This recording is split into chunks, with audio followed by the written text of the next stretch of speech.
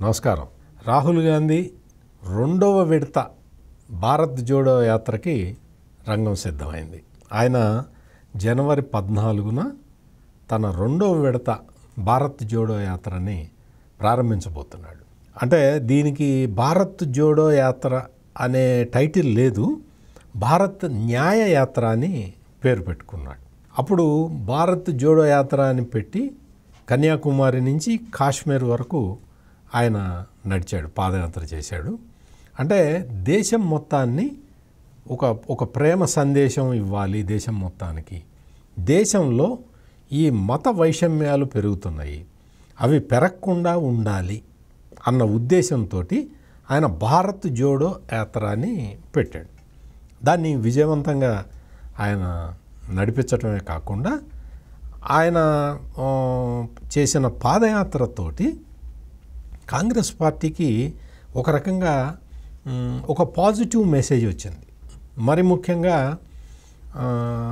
పప్పు అని సంబోధించేవాళ్ళు రాహుల్ గాంధీని.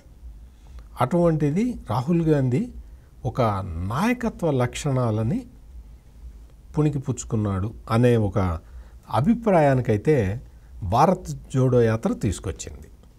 ఆ తర్వాత రాహుల్ గాంధీ ఇచ్చే స్టేట్మెంట్లలో వాటిలో కూడా కొంతవరకు ఒక మార్పు కనిపించింది. ఆయన ఒక నాయకుడిలాగా ఈ భారత్ జోడో యాత్రతోటి ఒక ఎస్టాబ్లిష్ అయ్యాడు. ఇప్పుడు లోక్సభ ఎన్నికలు దగ్గరకు వచ్చిన ఈ తరుణంలో ఆయన ఈ రెండో విడత పాదయాత్ర ప్రారంభించడం అనేది రాజకీయ వర్గాలన్నీ కూడా ఎంతో ఆసక్తిగా ఎదురు చూస్తున్నాయి. ఈ రెండవ విడత పాదయాత్ర జనవరి 14వ తారీఖు మణిపూర్లో స్టార్ట్ చేస్తాడు. ఆ తర్వాత మార్చి 20వ తారీఖుకి ముంబైలో పాదయాత్రని ముగిస్తాడు. ఇది తాత్కాలికంగా ఆయన ఇచ్చిన షెడ్యూలు. ఈ రెండవ విడత పాదయాత్రలో 14 రాష్ట్రాలు కవర్ అవుతాయి. 85 జిల్లాల గుండా ఈ రాహుల్ గాంధీ భారత్ న్యాయ్ పాదయాత్ర సాగుతుంది. లోక్సభ ఎన్నికలు ముంగిటిలో ఉండగా రాహుల్ గాంధీ ఈ విధంగా పాదయాత్ర పెట్టుకోవటం, అది కూడా మార్చి 20 వరకు షెడ్యూల్ ఇవ్వటం అనేది కొంత విచిత్రంగానే కనపడుతున్నది. ఎందుకు అంటే ఒకవైపు ఇండియా కూటమికి కాంగ్రెస్ పార్టీ నాయకత్వం వహిస్తూ ఉన్నది, ఇంకా సీట్ల సర్దుబాటు, ఇవన్నీ రకరకాల కార్యక్రమాలు ఉన్న ఈ తరుణంలో ఆయన ఈ పాదయాత్ర పెట్టుకొని వాటిని ఏ విధంగా చేయగలుగుతాడు అంటే అఫ్కోర్స్ ఏఐసిసి అధ్యక్షుడిగా మల్లికార్జున ఖర్గే ఉన్నారు. మల్లికార్జున ఖర్గేనే నిర్ణయాలు తీసుకుంటాడు. కాంగ్రెస్ పార్టీలో ఏంటి అంటే ఎవరు అధ్యక్షులైతే వాళ్ళే మొత్తం బాధ్యత తీసుకుంటారు. కాంగ్రెస్ పార్టీలో బ్యాక్ సీట్ డ్రైవింగ్ ఉండదు. ఎవరు అధ్యక్షుడైతే వాళ్ళే నిర్ణయం తీసుకుంటారు. ఆ అధ్యక్షుడి నిర్ణయాన్ని ఎవరు ప్రశ్నించే అవకాశం ఉండదు. అందుకని మల్లికార్జున ఖర్గే ఈ ఇండియా కూటమి భాగస్వామ్య పక్షాలతో మాట్లాడటం, వాళ్ళతో సీట్ల సర్దుబాటు చేసుకోవటం, వీటిట్లో చాలా చురుగ్గా పాల్గొంటున్నాడు. కాబట్టి బహుశా బాధ్యత అంతా మల్లికార్జున ఖర్గేకి ఇచ్చి రాహుల్ గాంధీ ఈ భారత్ న్యాయ యాత్రకి వెళ్తున్నాడు అని అనుకోవచ్చు. ఈ భారత్ న్యాయ యాత్రలో ఇంకా అంటే ఆయన ప్రస్తావించబోయే అంశాలు ఇవి కూడా ఇంకా బయటికి వెల్లడి కాలేదు. కానీ ఆయన ఉద్దేశం చూడంగానే అర్థమవుతుంది. మణిపూర్ నుంచే పాదయాత్ర మొదలు పెడుతున్నాడు అంటే మణిపూర్లో జరిగిన సంఘటనలన్నీ కూడా మన కళ్ళ ముందరే ఉన్నాయి. కేంద్ర ప్రభుత్వం ఎటువంటి చర్యలు తీసుకోలేదు. మణిపూర్లో ఎంతోమందికి అన్యాయం జరిగింది, ఎన్నో జీవితాలు ఛిద్రమైపోయినాయి అనే విషయం మాత్రం దేశ ప్రజలందరూ మరిచిపోలేని వాస్తవాలు. అందుకని ఈ మణిపూర్ని ఎంపిక చేసుకోవటం కూడా బహుశా రాహుల్ గాంధీ ఆ పరిణామాలు అప్పుడు జరిగిన విషయాలన్నిటినీ కూడా దేశ ప్రజలకి గుర్తు చేయటానికి మణిపూర్ని ఎంచుకున్నట్టుగా కనపడుతూ ఉన్నది.